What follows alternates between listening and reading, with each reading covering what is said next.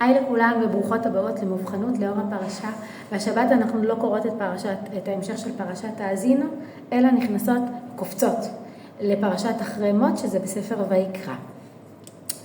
מכירות את זה שאנחנו רוצות ממש לדבר על משהו שממש מפריע לנו, ואנחנו מחכות מתי אפשר יהיה להגיד את זה, ועד שאנחנו מצליחות למצוא את הרגע הזה ואנחנו באות ואומרות את זה, אז אנחנו מקבלות בתגובה משהו שהוא מתפרש אצלנו כתחייה, כעס, התגוננות, חוסר סבלנות, שתיקה זוהמת או שתיקה בכלל, כל הדברים האלה שבעצם לא נעים לנו לקבל אותם, ואז אני אומרת לעצמי, יואו, איך פתחתי את זה, איך אמרתי את זה, למה עשיתי את זה, לא היה צריך לדבר, היה עדיף לשתוק וזהו.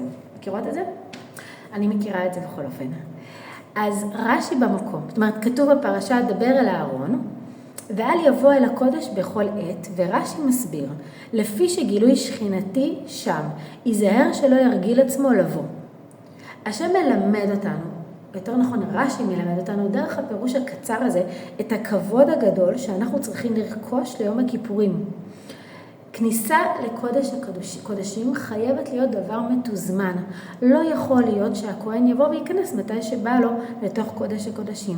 אם הוא היה נכנס מתי שהוא רוצה לקודש הקודשים, כנראה שלא היינו מבינים כמה קדוש ועוצמתי היום הזה.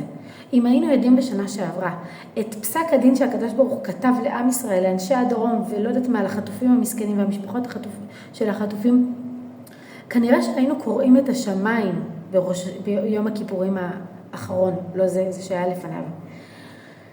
אז בעצם הכניסה של הכהן הגדול רק ביום כיפור, זה כניסה שבאה ללמד אותנו עד כמה היום הזה הוא עוצמתי. זה יום שבו הקדוש ברוך הוא פותח בפנינו את הדלתות של שער רחמים, ואנחנו יכולים לבוא את רצון לפני השם, ממש.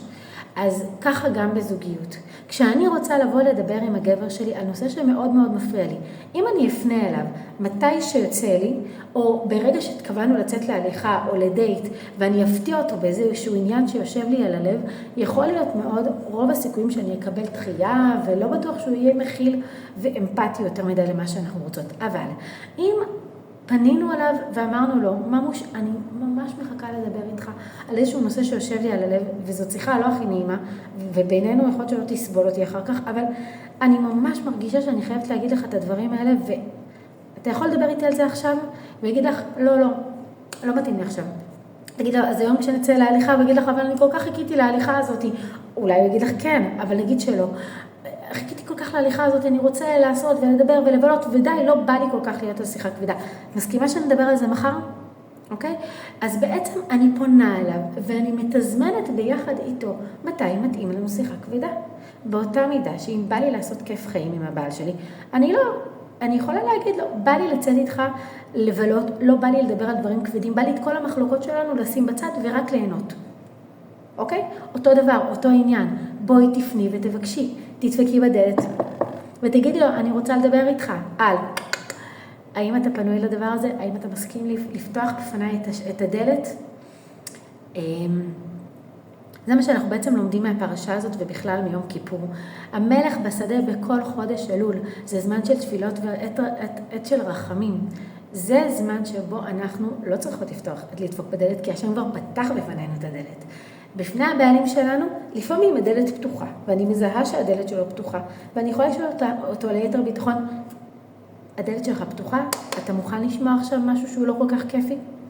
כנראה שבמצב כזה אתם תרוויחו צמיחה מתוך הקונפליקטים, מתוך הקשיים ומתוך הכאב, במקום לחוות דחייה והרגשה לא נעימה.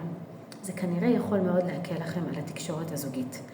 אז שיהיה לנו בעזרת השם בשורות טובות, שולחת לכולם חיבוק, שנזכה בעזרת השם שכל החטופים יחזרו הביתה, שכל החיילים יחזרו הביתה לשלום, שכל עם ישראל בעזרת השם יקרא את השמיים ביום כיפור, ונסיים את המלחמה הזאת, ומלכות השם תתגלה בעולם. אמן כן יהי רצון. אוהבת אתכם.